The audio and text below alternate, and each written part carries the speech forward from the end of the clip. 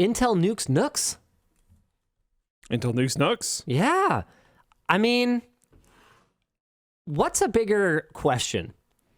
Why is Intel nuking the NUCs? Or why was Intel making NUCs for so long? I was going to say, are you surprised? I'm a little surprised. I'm a little surprised they killed it at this point. Yeah, I mean, they've been... When did they launch the first NUC? It was over 10 years ago, wasn't it? Intel NUC.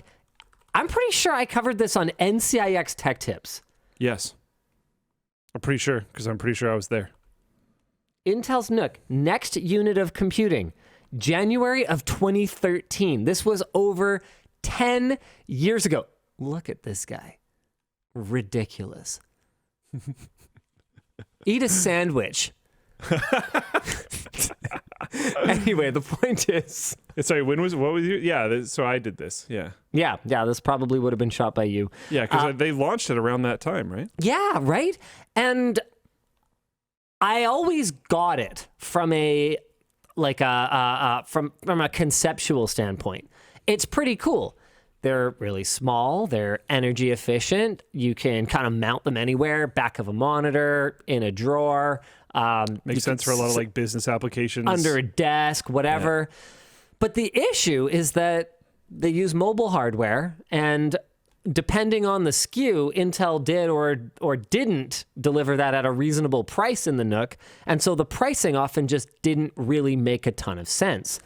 Sometimes it did, and they actually had a couple really cool products over the years. I forget which Canyon it was, Hades, Devils, whatever, I don't know, I don't remember anymore, but they did that cool one where they collaborated with AMD and used an AMD GPU and an Intel CPU, and it was super skinny, and it had Thunderbolt, so you could use an external GPU if you really wanted to, so you could like upgrade its capabilities down the road. Yeah, remember that. But then I'm looking at it going, who has room for a desktop for which the largest component is the monitor and doesn't have room for a computer? Yeah. And I'm not saying that there's nobody. There are certainly people who wanted a really small computer. But the gaming NUCs in particular, I'm looking at going, who is the audience for this, where people want to spend that much more to have it realistically not that much smaller? And I shouldn't say not that much smaller, because by volume, they were often a lot smaller than what you could build for yourself. The issue is that, does the volume matter? Or does the footprint matter?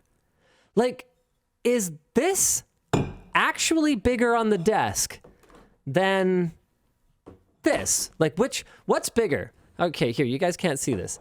Like, what takes up more space? My phone or this water bottle?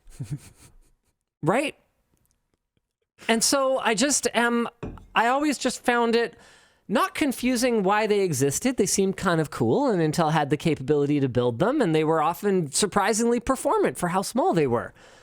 But I didn't understand why anyone bought them, other than the budget ones for, like you said, commercial use. Yeah, I understood for businesses. Commercial use the whole time, and yeah, I never understood anything outside of that.